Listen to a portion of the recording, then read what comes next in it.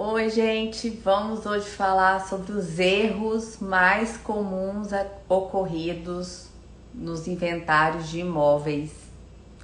E hoje vou receber aqui uma convidada especial, que é a doutora Gabriela Pereira, que ela é tabeliã.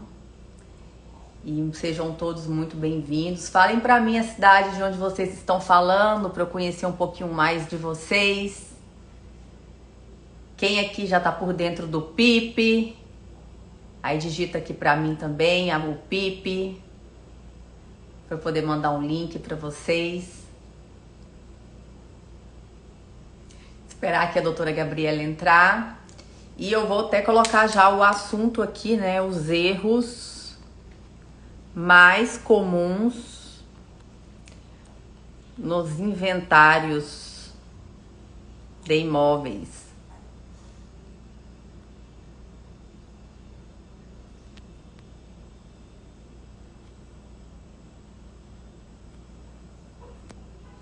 Podem deixar dúvidas na caixinha de perguntas que a gente responde ao final, tá? E aí, de onde vocês estão falando? Qual a cidade de vocês? Pipe, Gisele, olá. Esperar todo mundo entrar aqui, inclusive a doutora Gabriela.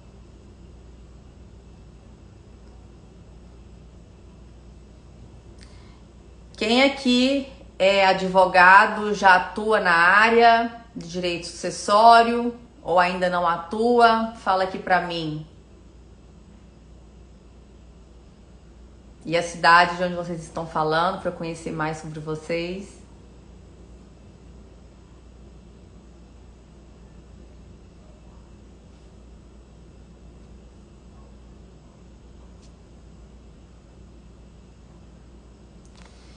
Então, gente, o inventário é um tema bastante complexo e tem erros que ocorrem nos processos que atrasam e gera mais despesas, né, para o inventário. Então, hoje vamos mostrar aqui alguns erros para que vocês não cometam esses erros, porque vocês vão ver como vai desenrolar tudo facilmente.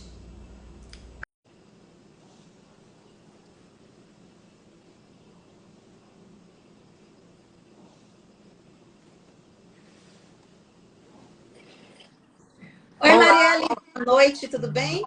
boa noite, Gabi, tudo bom? Tudo ótimo e com você? Bem também. Então, se presente, Desculpa, não ouvi o que você falou, acho que cortou aqui. se presente. Ah, tá, desculpa. Então, eu sou Gabriela Pereira, para aqueles que não me conhecem ainda, sou responsável pelo Instagram Seu Jurídico Imobiliário, advoguei por 7 anos, 6 anos registradora civil e tabeliã, uma entusiasta da atuação extrajudicial, sou pós-graduada em Direito Imobiliário, mestre em Planejamento Territorial e Desenvolvimento Social e coautora de 3 livros jurídicos. E aí nós vamos, inclusive, conseguir fazer um excelente casamento, né? Conseguindo associar ali o direito sucessório com o direito imobiliário. Exatamente. E hoje nós vamos falar aqui sobre os erros mais comuns nos inventários de imóveis. Foi até a sugestão da Gabi, eu achei super interessante porque tem muitos erros que acontecem que só atrasam e gera prejuízos financeiros também, não é mesmo, Gabi? Exatamente isso. E eu costumo brincar, tô até reconhecendo aluno meu aqui, mas eu costumo brincar falando assim, aprender com o erro dos outros é mais fácil e dói menos. Com Então, assim, certeza. não é, eu acho de grande valia a gente falar sobre os erros que as pessoas, os profissionais, né, os advogados estão cometendo, porque quando a gente ouve, com certeza a gente acaba não repetindo aquele mesmo erro que a pessoa cometeu e, consequentemente, a gente consegue ganhar mais dinheiro e perder menos tempo no âmbito extrajudicial. Exatamente. Eu separei aqui alguns erros que eu fui anotando, fui digitando, né? Lembrando de todos os erros que eu já percebi na minha carreira. E aí eu anotei aqui como primeiro deles o erro que você, advogado, não deve cometer de jeito nenhum. O erro mais comum, não respeitar o prazo de entrada do inventário, que é o prazo de 2 meses, conforme o artigo 611 do Código de Processo Civil. E esse prazo começa a contar a partir da abertura da sucessão, que é a morte. E o que vai acarretar esse erro de não respeitar esse prazo?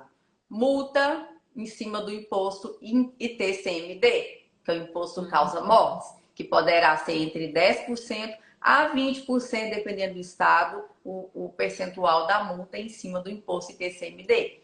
Então, assim, não cometa esse erro. Se o cliente te procurou depois do prazo, você vai orientar ele, vamos entrar o quanto antes. Porém, o advogado não pode, ele estando com o material, a documentação, atrasar, enrolar e fazer com que o cliente dele tenha prejuízos financeiros por conta da morosidade, por ele ter procrastinado, né? Então, tem que respeitar esse prazo para evitar essa multa que, dependendo do estado, chega a 20% em cima do imposto. Se o patrimônio for grande, 20% em cima do imposto, acaba que é um valor considerável, né? Então, vamos respeitar esse prazo do artigo 611. Você tem alguma coisa a falar sobre isso? Já pegando o gancho dessa questão do prazo, né? O que é que eu vi, assim, durante o tempo que eu advoguei, durante 7 anos e desde que eu assumi o cartório? Que muitas vezes o advogado, ele não é treinado para entender como é que ele deve ganhar dinheiro, principalmente no âmbito extrajudicial, puxando aqui a sardinha para o inventário extrajudicial, mas que vocês também podem utilizar no caso do inventário judicial.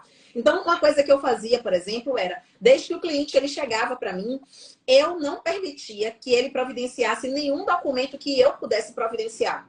Então, por exemplo, né, um dos documentos que a gente precisa estar juntando no inventário extrajudicial é exatamente a certidão negativa de testamento. É uma certidão simples que a gente pega no site, no Sensec, é tranquilo de se conseguir. Mas, obviamente, que o advogado, para fazer isso, além dele saber que dá para poder pegar através do site, ele vai demandar tempo. Então, tendo isso em vista, eu já trazia na minha proposta de honorários um rol de todos os serviços que eu iria buscar. Então, por exemplo, se tem um imóvel envolvido, um dos documentos que eu tenho que trazer é a certidão de ônus ou a certidão da matrícula do imóvel. Isso também você consegue pegar pela internet, né? Se ele era casado, por exemplo, a certidão de casamento atualizada, que você também consegue pegar pela internet, pelo site do CRC, né? C de casa, R de rato, C de casa. Então, vocês conseguem pegar todos os documentos pela internet. Quando você assume essa responsabilidade e você coloca na sua proposta de honorários o rol de serviços que você vai estar prestando, sem individualizar o valor de cada serviço, e na parte de baixo você coloca o valor total, o que é que vai acontecer? Né? Psicologicamente falando, o seu cliente ele vai ler a sua proposta, vai analisar o rol de serviços e quando chegar no valor, ele já está mais do que convencido que não está sendo caro diante da quantidade de coisas que você vai providenciar. Então, acho que compete ao advogado ter esse tipo de expertise para que quando o valor chegar, o cliente dele não barganhe, o cliente dele entenda que o trabalho dele é um trabalho diferenciado. Porque se você passa a responsabilidade exclusiva para o seu cliente, é comum que ele demore, é comum que ele enrole. E quanto mais tempo o seu cliente atrasar, consequentemente vai atrasar também para poder você conseguir receber os seus honorários. Então, dando uma dica já, e obviamente não tem certo, não tem errado, mas eu acho que é um novo viés de se enxergar a atuação enquanto advogado, dando como dica toda a lista de documentos para dar entrada no inventário, seja judicial ou extrajudicial, o advogado pode tomar a responsabilidade e, diante disso, cobrar pelo serviço de obtenção de cada documento. Exatamente. E era a segunda dica que eu ia falar aqui agora. O segundo erro que acontece é com relação à documentação. A ausência de documentação.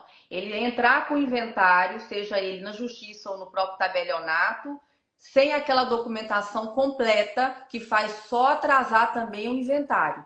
Então, a gente tem, cada cartório tem a sua listinha de documentos, então é crucial que o advogado ele esteja atento e dê um checklist em todos aqueles documentos, não esteja faltando nenhum deles, porque na ausência de algum deles, vai ter uma devolutiva falando que o advogado esqueceu tal documento e que tem que providenciar. E cada vez que vai e volta, tem que juntar isso, falta requisito, vai só passando o tempo, vai perdendo meses e aí o inventário fica parado, que vai gerando tempo, é dinheiro, tá ali gerando custos, tem impostos, tem condomínio, tem tudo de custos que estão acumulando Então, não, a gente tem que evitar, o advogado ele tem que evitar atrasar. O que ele puder fazer para ele adiantar, para ele agilizar, é o que ele vai fazer. E faltar documentos, a ausência de documentos, que é um erro muito comum.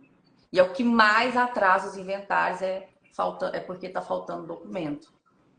E às vezes eu vejo, sabe o que, Marielle? Que infelizmente o advogado ele acha que aquele erro vai passar despercebido pelo cartório. Então, quando o cartório volta com a nota devolutiva deste tamanho, o que é que o advogado fala? Não, mas é porque o cartório é muito burocrático e na verdade não é. Você já, Não não é é. isso? Você já teria poupado tempo, o tempo do seu cliente, se você entendesse que você não é mais esperto que o cartório. Muito pelo contrário. O cartório vai estar analisando todos os documentos de forma minuciosa, porque é uma das responsabilidades do Exato. legatário. Não é isso? Então você já se antecipa, mantenha antes contato. Você pode fazer a sua escritura pública de inventário, por exemplo, em qualquer tabelionato de notas do Brasil, sendo que, obviamente, o recolhimento do valor do imposto, né, deverá ocorrer naquele estado onde os bens estão localizados. Então, você, diante dessa possibilidade, já fica muito claro para você que se você tiver com todos os documentos ok, não vai ser você que depois vai dizer que o cartório é muito burocrático. E esse erro, Gabi, tanto na justiça quanto no cartório, cara, é um erro que mais de 90% dos casos, não sei o que acontece. Eu sempre ensino para meus alunos, eu falo, gente, a parte principal do seu processo é documentação, é prova. Não deixe isso como algo sendo menos importante. Acha que a peça é mais importante. Não, a prova é mais importante do que a peça em si, porque o papel aceita tudo. Mas se está faltando algum documento, se está faltando alguma prova, não adianta nada, é letra morta. Então, a documentação é o que eles têm que ficar mais cuidadosos de seguir aquela listinha e providenciar todos eles. Não tem essa, vou dar um jeitinho, vou ver se passa, vou ver se meu amigo lá dentro aceita. Não existe isso.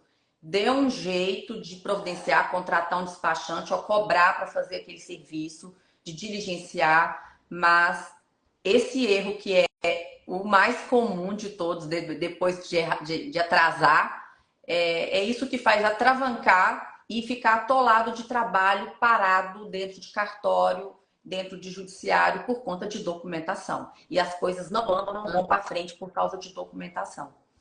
O terceiro erro, mais comum também, que eu vejo muito, é que o advogado ele não tem conhecimento que é necessário, conforme o regime de bens, no caso do regime de comunhão parcial de bens, tem que juntar também a documentação do cônjuge.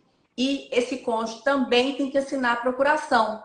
Então, acontece muito de chega lá a procuração dos herdeiros lá no cartório, lá com o processo ou na justiça, e aí vem devolutiva, vem decisão interlocutória. Ah, é casado no regime com meu parceiro de bem, tem que trazer documento do cônjuge. O cônjuge também tem que assinar a procuração.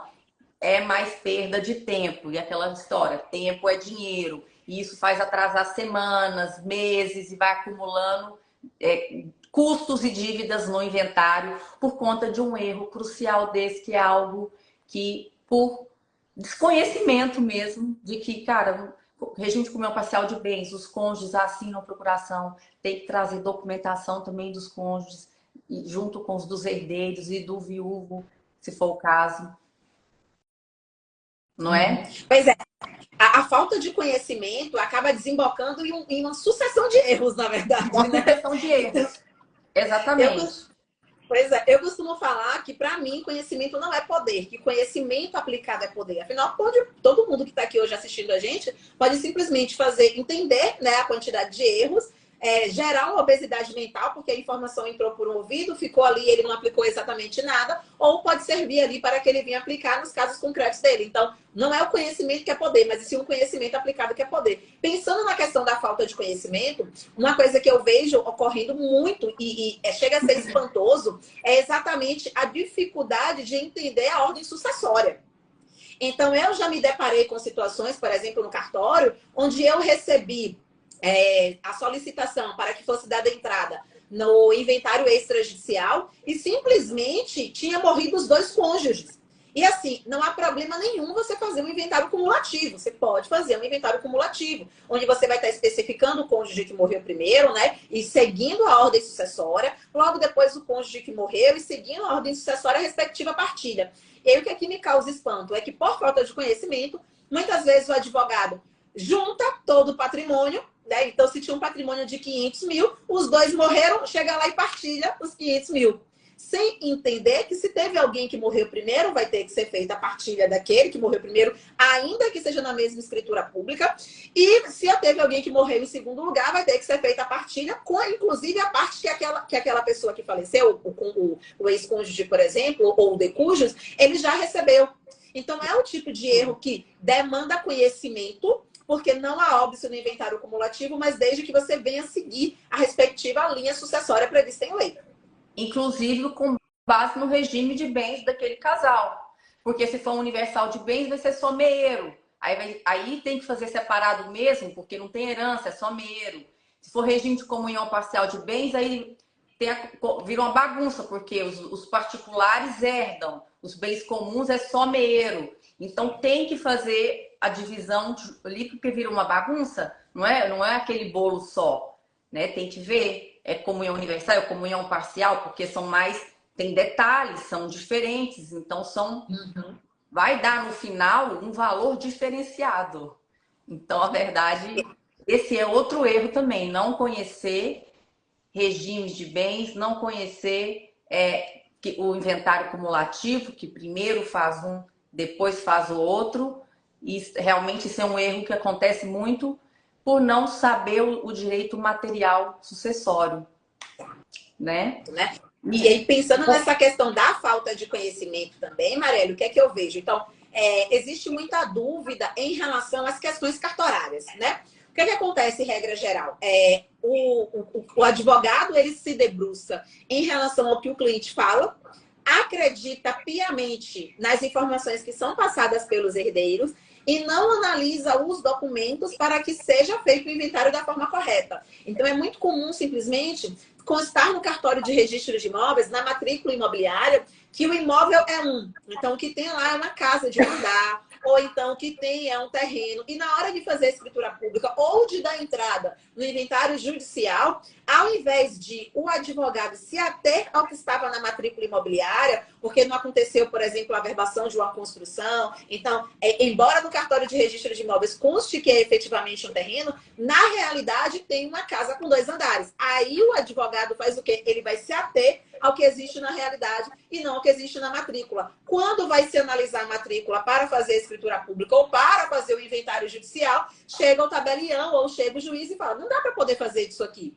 Porque o que está sendo partilhado na realidade deveria ser o que está previsto perante aquela matrícula imobiliária, que é o RG do imóvel. Então, é necessário ter muita atenção. Gabriela, e como é que fica caso eu verifique que o meu cliente realmente ele tem um imóvel construído, tem lá um apartamento melhor, tem uma casa com 2 andares e a matrícula imobiliária consta somente o terreno. O que você pode fazer é exatamente a partilha referente àquele imóvel, fazendo constar naquele inventário que o imóvel respectivo, já que eles declaram que o imóvel respectivo hoje tem uma construção de tantos metros quadrados e tal, e que vai ser feita a averbação da construção e a regularização daquele imóvel a posteriori. Aí, para isso, existe um princípio que pode ser invocado, que é chamado do princípio da cingibilidade, né? Com C. Então, o princípio da cingibilidade diz o seguinte: quando for adentrar o cartório, se não for algo que é necessário de ser feito naquele momento, há a possibilidade daquele título, seja ele judicial ou seja ele extrajudicial, ele entrar no cartório de forma repartida. Então, eu vou agora transferir a propriedade do terreno, mas eu declaro que os herdeiros se comprometem a fazer a regularização da propriedade mediante a sua respectiva averbação a posteriori. Então, não tem um choque. Porque se tiver uma informação que não condiz com a matrícula e não foi informado isso na escritura ou na própria petição inicial, vai ter um choque de informações e aquilo vai acabar prejudicando o pedido. E era esse erro que eu ia falar agora. Na hora Estamos de super fazer sintonizadas. na hora de fazer as primeiras declarações, outro erro também, gente. Anotem essa dica aí, não cometa esse erro. Na hora de fazer a descrição do imóvel, tem que ser conforme está na certidão de matrícula do imóvel. Tem que ser detalhado, completíssimo. Porque toda vez que está incompleto, tem problema, devolve, tem que fazer novamente primeiras declarações. Então, você já tem que entregar o documento todo detalhado, todos esses erros que a gente vem falando aqui não podem ser cometidos. Já faz a petição toda certinha, com os documentos de todo mundo, toda a documentação, tudo detalhado, descritivo, conforme a certidão de matrícula, com a procuração assinada por todo mundo. Isso aí a pessoa já vai poupar meses ou anos até de atrasos, de ficar toda hora devolvendo, tá faltando isso, tá faltando aquilo, tem erro nisso, tem erro naquilo. Então, o que mais atrasa inventário é o tal do erro. É o advogado que fica errando. Se todo mundo já fosse diligente, já entrasse com tudo redondo, não demoraria tanto. Aí a culpa é porque o cartório, a culpa É é porque sempre não culpa do cartório. é sempre, não é. Na verdade, a maioria da culpa é do profissional mesmo, que não entrega tudo certo, e aí toda hora tem uma coisa que fica pedindo, e o problema não é o cartório, o problema é o profissional que não está seguindo a lei. Que isso é o que consta na lei, não é? No Código de Processo Civil. Né? O procedimento, é regra, é lei. Então, não é burocracia. O país é burocrático, é o país, mas são as nossas leis. Então, temos que seguir as nossas leis. E, por Exatamente. fim, teve um outro erro que, por fim, eu coloquei aqui, que já não é o caso do inventário extrajudicial, mas é do judicial. Acontece muito de errarem algo tão banal que é o valor da causa, de não saberem que o valor do inventário é a soma do patrimônio. Então, uma coisa tão boba, mas que é mais comum do que a gente imagina, porque as pessoas realmente, o advogado, ele não sabe que o valor da causa é o valor da soma. Eu não sei se é para economizar nas custas, o que, que ele passa na cabeça dele, mas, gente, está no artigo de lei do Código de Processo, que é a soma do patrimônio. Então, esse é um erro também que acontece muito. Então, esses são os erros que eu me lembrei aqui por hora, que já foram, listamos uns 6 erros aqui já, que são os mais comuns. Você teria mais coisas a acrescentar, Gabi? Eu acho que um outro erro, assim, é a questão, primeiro, da precificação. Não saber precificar o serviço. Regra geral, o advogado acha que o valor da precificação é um chute. Então, é muito comum o advogado chegar, por exemplo, no direct e perguntar assim, eu tenho um inventário para poder fazer, quanto é que eu cobro? E aí os advogados, eles não entendem que chute por chute você sempre vai pagar para trabalhar. E que, obviamente, o valor que hoje Marielle cobra para poder fazer um inventário de um patrimônio ali, sei lá, de 1.500.000, é completamente diferente do valor que você, que está começando agora, né, que não tem know-how, não tem expertise, que não investiu tanto na sua carreira, tanto quanto Marielle, vai estar cobrando. Então, você tem que saber quanto custa a sua hora técnica, qual o tempo médio de resolução daquela situação, para que você saiba efetivamente quanto é que você vai cobrar. Alguém tinha colocado aqui um pouquinho antes no chat que conseguiu fazer um inventário extrajudicial no prazo de 30 dias, que ele levou tudo redondinho, todos os documentos, tudo bonitinho. Então, estava lá 30 dias, ele já conseguiu fazer finalizar aquele procedimento de inventário. Mas é óbvio que... Exatamente, mas assim, é óbvio que diante disso ele só conseguiu fazer porque ele já tinha um conhecimento.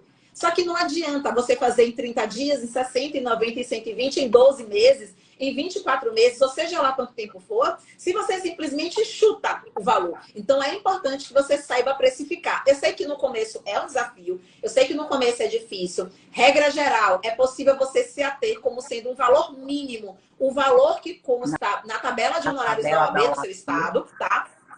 Exatamente, que aí pode ser um valor mínimo que você vai estar colocando, mas é importante que você saiba calcular a sua hora técnica para poder você saber fazer e cobrar da forma correta. Porque senão, o que vai acontecer?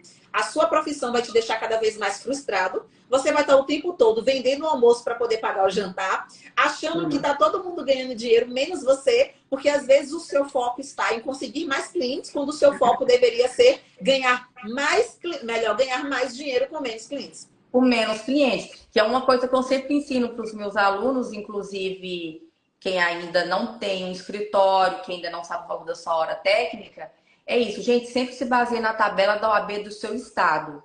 Ah, quanto que eu cobro para fazer? É consensual, vai ser no cartório. então cobre pelo menos o mínimo que está escrito lá na tabela do seu estado. Porque abaixo da tabela não vale a pena, não compensa, você vai pagar para trabalhar. Porque as seccionais dos estados, eles já fazem uma pesquisa de mercado para saber quanto custa cada serviço com base no salário da população, no custo de vida da cidade, e ele calcula o trabalho, o serviço que vai ser feito, o trabalho que vai ser feito, a complexidade do trabalho, o tempo que vai levar o trabalho, e ele coloca um valor ali para não ter prejuízo, porque abaixo do valor da tabela vai ter prejuízo. A pessoa muitas vezes vai pagar para trabalhar. Então, eu sempre falo, nunca abaixo da tabela, porque o que está na tabela já é o mínimo, porque já foi feita uma pesquisa de mercado pela própria OAB do que é a cobrança mínima para a pessoa ter o mínimo lucro e se pagar pelo trabalho complexo, porque o inventário é muito complexo, é muito trabalhoso, e por mais que a pessoa conseguiu resolver em pouco tempo,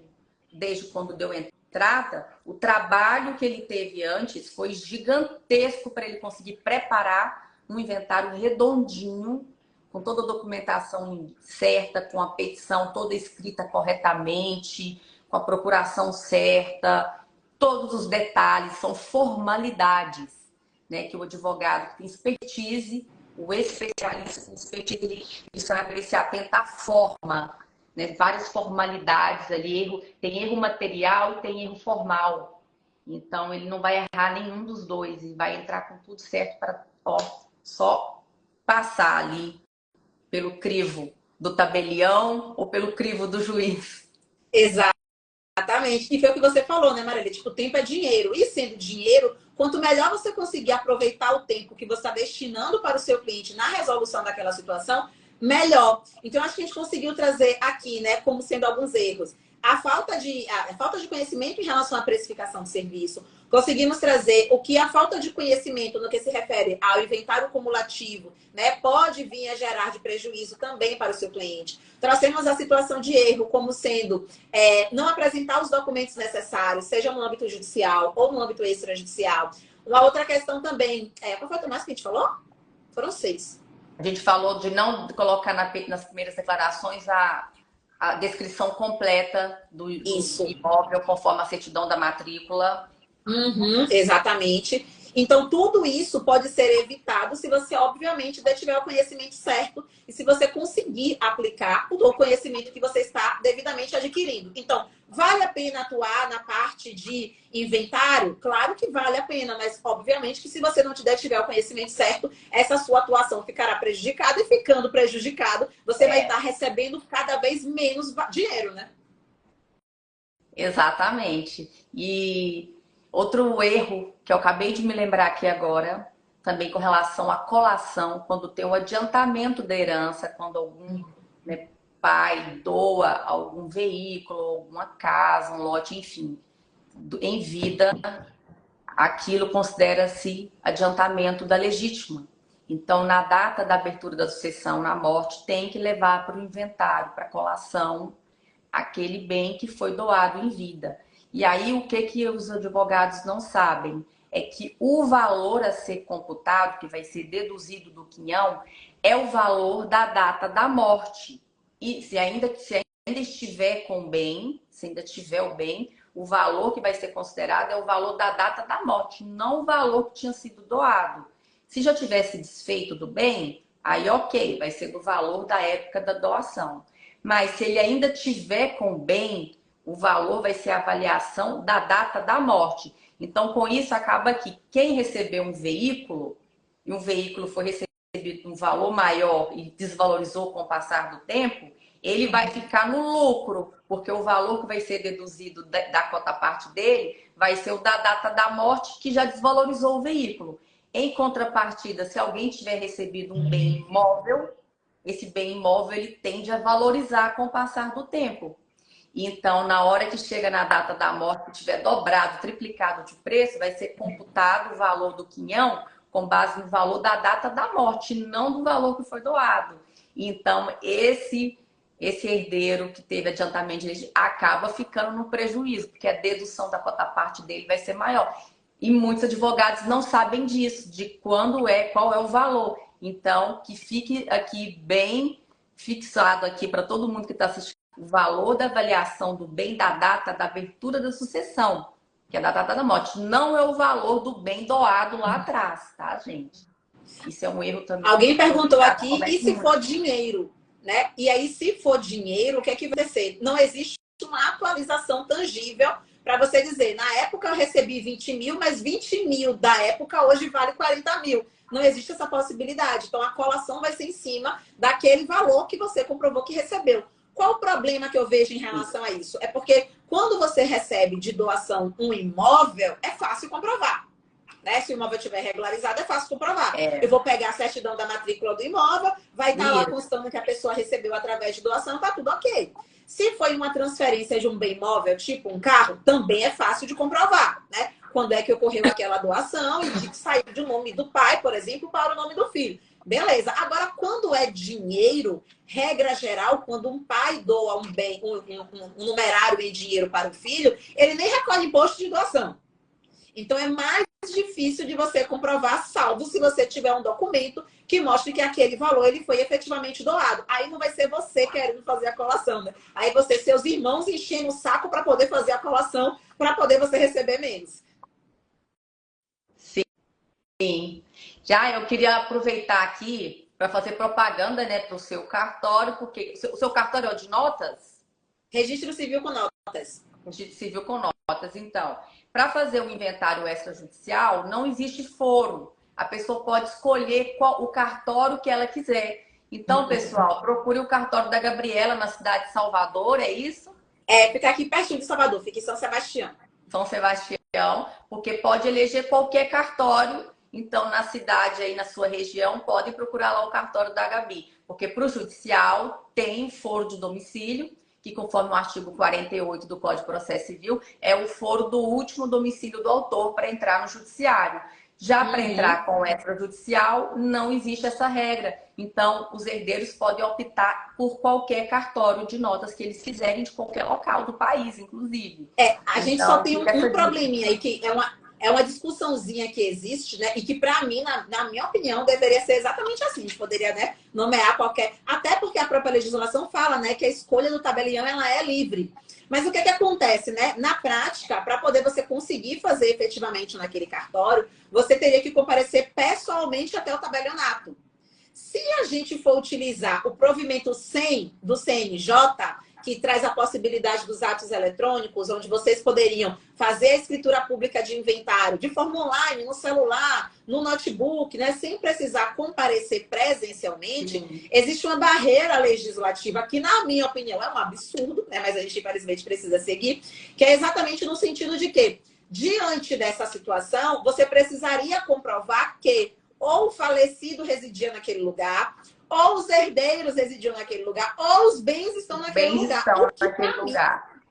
O que para mim é um verdadeiro retrocesso. Mas, né, se for online, aí a gente só vai precisar se atentar. E lembrando que, em relação ao recolhimento do imposto, vai ser de onde está aquele patrimônio. Então, sendo, por exemplo, um bem imóvel, o recolhimento do ITCMD vai ser com base naquele estado onde aquele patrimônio ele está. Então, se o imóvel... Vou fazer um inventário extrajudicial na Bahia. Posso fazer? Pode. Agora, onde é que está aquele bem imóvel? Olha, a casa do falecido está no Rio de Janeiro. O recolhimento do imposto vai ser com base no Rio de Janeiro. É lá que você vai pagar o imposto e você pode estar realizando a conclusão e a confecção daquele inventário aqui na Bahia, por exemplo. Isso, da situação do imóvel. Do local da situação do imóvel. É isso. Deixa eu ver se eu tenho mais alguma coisa aqui para lembrar, para falar aqui, que é importante. Uma coisa muito interessante também é que tem decisão recente do STJ a respeito de, mesmo quando há testamento, é possível fazer um inventário extrajudicial. Isso é uma coisa muito boa também, porque antes está na lei, inclusive no nosso código, está atrelado, né? Se tiver testamento, o inventário tem que ser pela via judicial, está no nosso código. Porém, veio essa decisão recente do STJ em que permitiu, mesmo que haja testamento, pode ainda, se tiver todo mundo de acordo e herdeiros capazes e maiores, podem fazer pela via extrajudicial no cartório. Então, foi um ganho que tivemos também.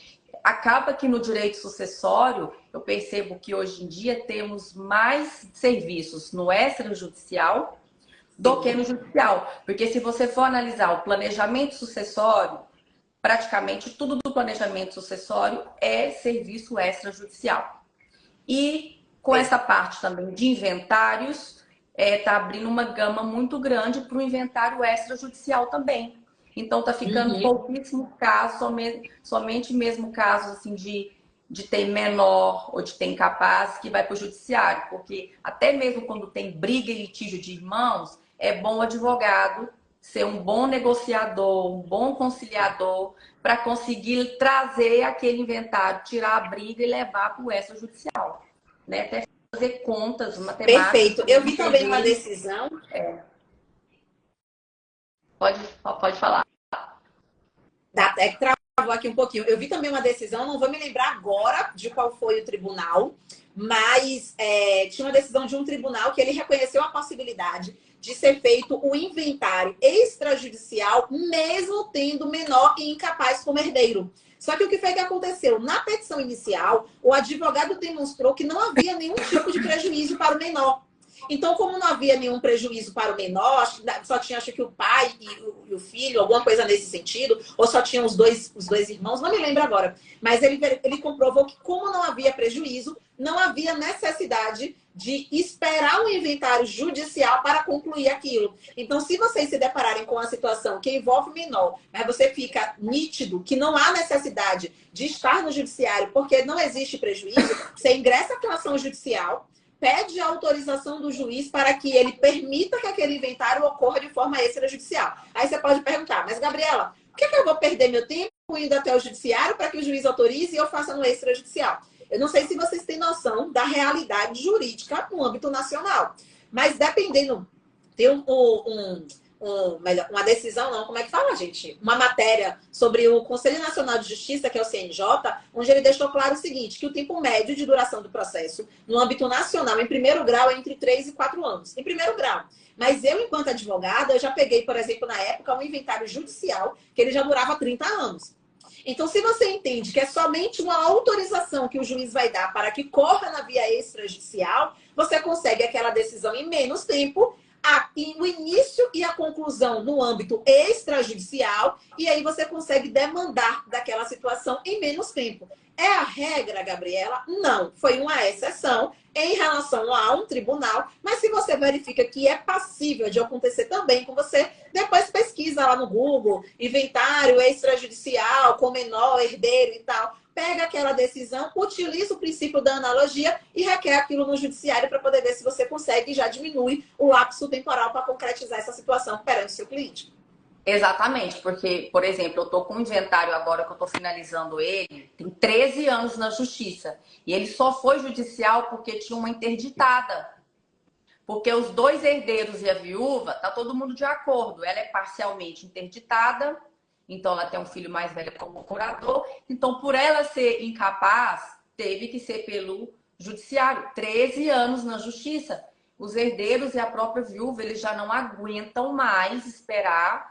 Sem contar que o judiciário é uma demora danada para fazer um formal de partilha e um alvará de levantamento. Você vê que estou no Distrito Federal, que é Brasília, que é o tribunal mais rápido do país.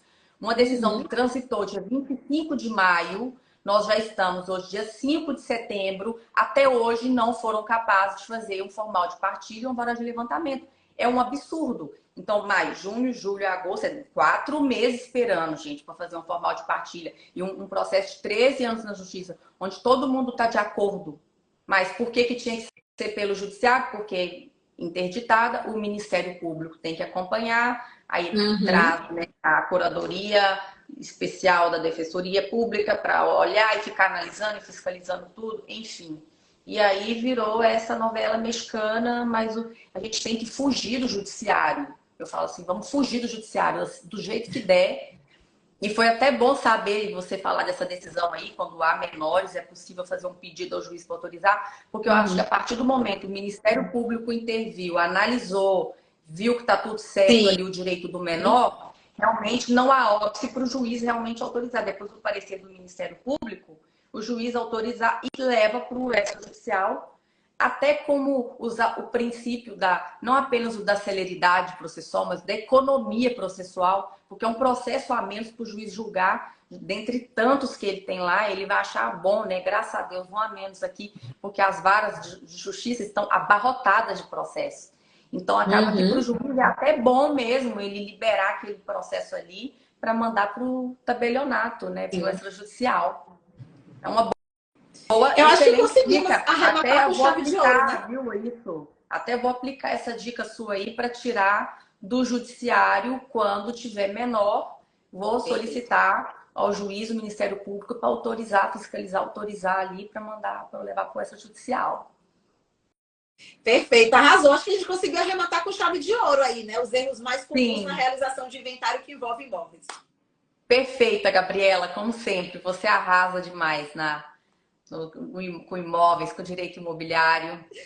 E aí, pessoal, para quem não me Marielle. conhecia, eu atuo com direito sucessório há 16 anos e também no âmbito internacional. Já morei em Portugal, em Londres, e até cheguei a pegar a minha ordem dos advogados em Portugal, mas depois eu desisti, tranquei, vim embora para o Brasil, porque os honorários no Brasil são melhores, muito melhores, então vale a pena para atuar com direito imobiliário, com direito sucessório, vale a pena trabalhar no Brasil, tem muito campo de trabalho, dá para ganhar muito dinheiro aqui no Brasil, é um dos melhores locais para ter mais oportunidades mesmo de rendimentos.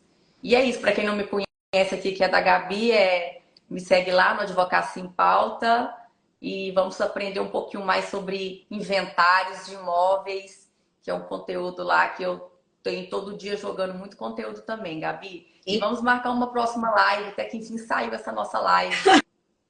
É verdade, vamos sim. Para a galera que quer entender um pouco mais sobre a atuação do âmbito extrajudicial, né, com foco em direito imobiliário, às 20 horas vai ter uma aula minha lá no YouTube que fala sobre como regularizar imóvel objeto de contrato de gaveta, que é exatamente uma dor, né, das pessoas. Afinal, todo mundo... eu tenho muito esse problema nos meus inventários. Eu fiz uma live sobre esse assunto essa semana.